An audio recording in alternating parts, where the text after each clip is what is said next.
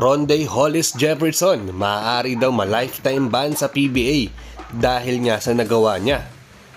Ano nga ba ito mga ka-sports? At Mikey Williams gusto daw makasama si Jamie Malonzo sa isang kupunan. Magagawan kaya ito ng paraan ni Al Francis Chua? Yan ang topic natin sa video na ito mga ka-sports.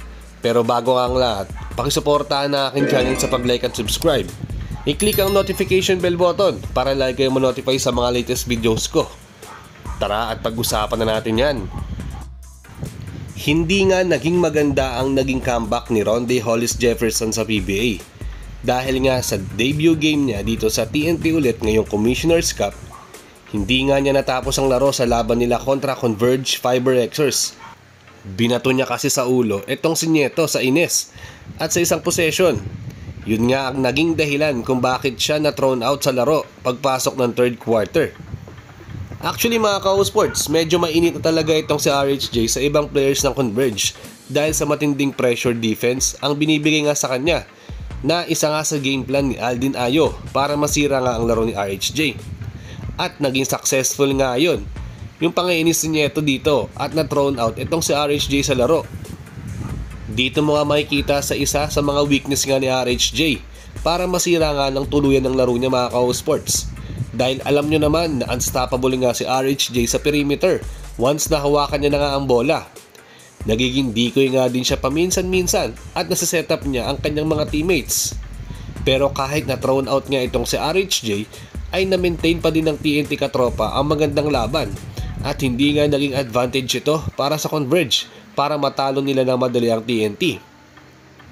Umabot pa nga sa overtime ang laro at nag-step up nga si The Blur Jason Castro para matalo at makuha nga nila ang panalo dito sa overtime. Dito nila pinatunayan mga ka-sports na hindi sila umaasa sa import.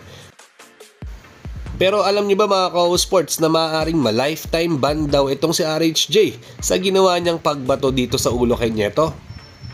Parang naging intentional daw kasi at hindi nga daw aksidente yun mga ka-sports. Kaya naman ire-review daw ulit ni Commissioner Willie Marshall yung video at magdedesisyonan this week kung mas mabigat ang ipapataw sa kanya ng PBA. At kaya nilang lumaban kahit pa all Filipino ang lineup nila. Big credits na din kay Castro at sa ibang teammates niya dahil isa nga yun sa dahilan kung bakit nga sila nanalo sa larong ito kahit pa umabot sa overtime ng laro. Ito ayon sa isang source lang mga ka-sports. Pero sa tingin ko naman mga ka-sports, pag nireview mo talaga ng gusto, parang aksidente lang kasi.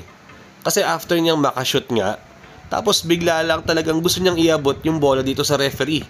Kaso sadyang tinamaan lang si Nieto at aksidente ang nangyari kasi nagkataon. Pababa rin siya at i-inbound niya na sana ang bola. Pero yun nga, tignan na lang natin ng official nga na magiging desisyon ni Commissioner Willie Marshall. Sa pangalawang topic natin mga ka-sports ay tungkol naman sa kagustuhang makasama ni Mikey Williams itong si Jamie Malonzo. Tuluyan na kasing sumuko ang TNT sa star player nilang si Mikey Williams dahil up to now ay hindi pa din sila magkasundo sa negotiation dahil may mga hinihiling pa nga din si Mikey ng mas mataas na salary. Dahil ayon nga sa kuliglig mga ka-sports, 2.4 million per month daw ang gusto nga ni Mikey na hindi na daw afford ng TNT management. Parang inaasar na nga lang ng kampo ni Williams itong TNT dahil kung kakagat daw siya ay yun nga, mas mabuti. Pero kung hindi ay okay lang sa kanya kasi magiging unrestricted free agent nga siya at kahit sinong kupunan ay pwede na nga siyang bigyan ng offer.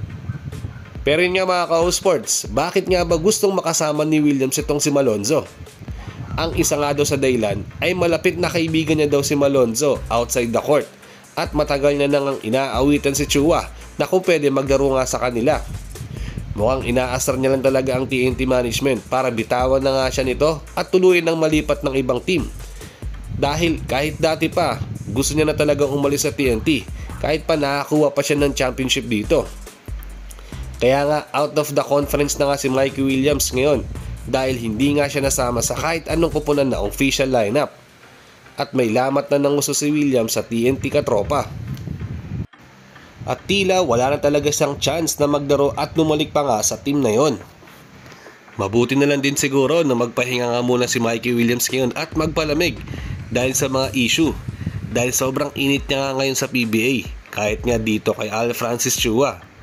Hindi pa nga natin sigurado kung pagbibigyan niya pa nga itong si Williams, dahil alam niyo naman nagka-issue na nga yun dati dahil isa nga daw si Mikey Williams sa mga humihingi na malalaking sahod dati para maglaro nga sa Asian Games. Pero hindi nga raw pumayag nung nabalitaan niya agad ni Chua na ganun kataas daw ang inihiling niyang pasahod. Medyo sensitive pa naman si Chua nga dyan, mga ka-O-Sports. Pero yun nga, tingin niyo ba mga ka-O-Sports, magiging maganda ba ang tandem ni Mikey Williams at Jamie Malonzo pag nagsama sila sa isang team dito nga lalong-lalo na sa Ginebra? Mag-comment lang kayo sa baba. Hanggang dito na lang muna tayo at mag-ingat kayo palagi. Bye-bye!